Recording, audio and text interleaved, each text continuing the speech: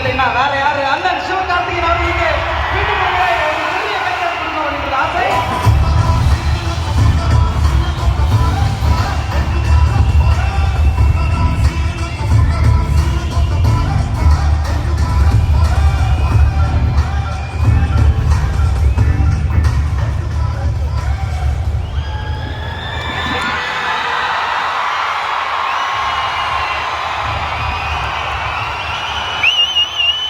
இங்கே வந்திருக்கிற எல்லாருக்கும் ஃபர்ஸ்ட் வணக்கம்.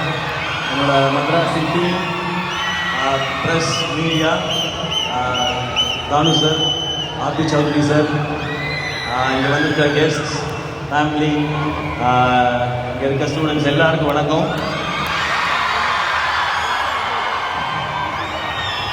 நான் விழும்போது கை கொடுத்து எழும்போது என்னை தூக்கி விடுற என்னுடைய ஃபேன்ஸான என் பிரதர்ஸ் அண்ட் சிஸ்டர்ஸ் எல்லாருக்கும் வணக்கம், நன்றி. ஃபர்ஸ்ட் எல்லாருக்கும் ஒரு தேங்க்ஸ் சொல்லிக்கிறேன். இதுக்கு முன்னாடி அமரனுக்கு நீங்கள் கொடுத்த வரவேற்புக்கு ரொம்ப பெரிய நன்றி. இது அமரனுக்கு அடுத்த படம் மதராசி. பட் இதுக்குள்ளே போகிறதுக்கு முன்னாடி நான் ஃபஸ்ட்டு யோசிச்சது என்னென்னா, இப்போ நம்ம ஒரு ஃபங்க்ஷன், ஒரு ஈவெண்ட் அப்படின்னா ஸ்டேஜ் முக்கியம், லைட்ஸ் முக்கியம், பர்ஃபார்மன்ஸ் முக்கியம், இந்த மாதிரி சூப்பரான ஆங்கர்ஸ் முக்கியம். பட் இதெல்லாம் தாண்டி ரொம்ப முக்கியம் க்ரௌட், ஆடியன்ஸ். நீங்கள் இல்லைன்னு வச்சுங்களேன், அதுவும் இப்படி ஒரு இதில் இப்போ ஆடியோ லான்ச்சுக்கு என்ன ஆயிடுச்சுன்னா, க்ரௌடு முக்கியன்றதை விட அந்த வென்யூ முக்கியமாயிடுச்சு. Sairam college, thank you. நீங்களாம் காலேஜ் வரீங்களோ இல்லையோ, நான் அடிக்கடி வந்துடுறேன் சாய்ராம் காலேஜுக்கு. எனக்கு தெரிஞ்சு நம்ம சார் இருக்காரு, எனக்கு தெரிஞ்சு ஆடியோ லான்ச்சுக்கு ஒரு தனி கோர்ஸ் வந்துடும் நினைக்கிறேன் சாய்ராம் காலேஜில் கொஞ்ச நாள்ல. ஸோ எனக்கு முன்னாடி வரும்போது ஆடியோ லான்ச்சுக்கு போகிறோம், அங்கே எப்படி இருக்கும் அப்படின்னு தெரிலன்னு இருந்துச்சு. இப்போ சாய்ராமுக்கு போகிறோம், நம்ம இடத்துக்கு போகிறோம், இருந்து ஜாலியாக இருக்கும் அப்படின்னு தான். இது நான் சும்மா நீங்கள் கை தட்டுவீங்க அப்படின்றது சொல்லலை.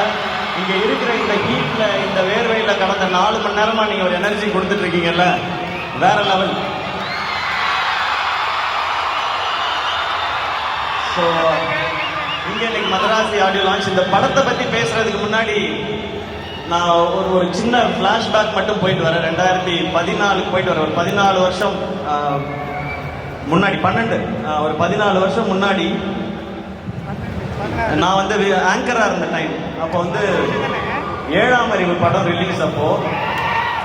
அப்போ எனக்கு ஒரு ஃபோன் கால் வந்துச்சு, இந்த மாதிரி நீங்கள் 7ஆம் அறிவு படத்தில் வந்து ஆடியோ லான்ச் நடக்குது, அதுக்கு நீங்கள் ஆங்கராக பண்ண முடியுமான்னு. ஏங்க எவ்வளோ பெரிய படம், எவ்வளோ பெரிய பெரிய காம்பினேஷன் இது நான் பண்ணுறதுக்கு என்ன, உடனே பண்ணுறேன் அப்படின்னு சொல்லிட்டு உடனே ஒத்துக்கிட்டேன். அவ்வளோ எக்ஸைட்மெண்ட் எனக்கு.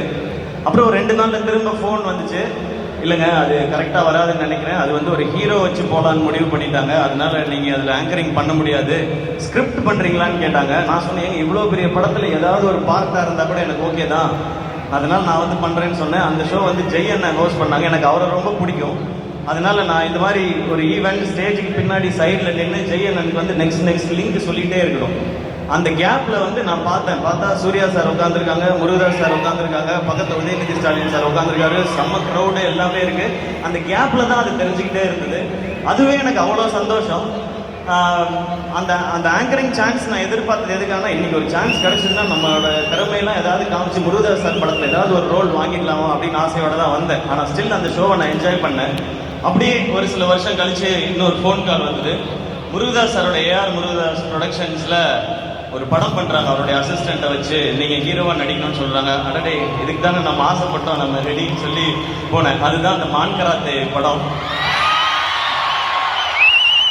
அந்த படம் ஆடியோ லான்ச்சில் வந்து முருகதாஸ் சார் இருந்தாங்க, சீஃப் கெஸ்ட் வந்து சங்கர் சார். அப்போ நான் பேசும்போது சொல்லியிருந்தேன், நான் இப்போ தான் ஆரம்பிச்சிருக்கேன், என்னைக்காவது ஒரு நாள் நான் வந்து முருகதாஸ் சார் டைரக்ஷனில் நடிக்கணும், சங்கர் சார் டைரக்ஷனில் நடிக்கணும், அதுதான் என்னுடைய ஆசை, அதுக்கு என்னுடைய திறமையும் வியாபாரத்தையும் நிச்சயமாக வளர்த்துக்குவேன்னு சொல்லி பேசியிருந்தேன். அப்போ அந்த ஆடியோ லான்ச் வந்தப்போ, அப்போ தான் அந்த சோஷியல் மீடியா ஆரம்பித்த டைம், அதில் எல்லாருமே நிறையா கிண்டல் பண்ணாங்க. 2 படம் ஓடிச்சுன்னா உடனே உனக்கு முருகதாஸ் படம் கேட்குதா, சங்கர் படம் கேட்குதான்னு சொன்னாங்க.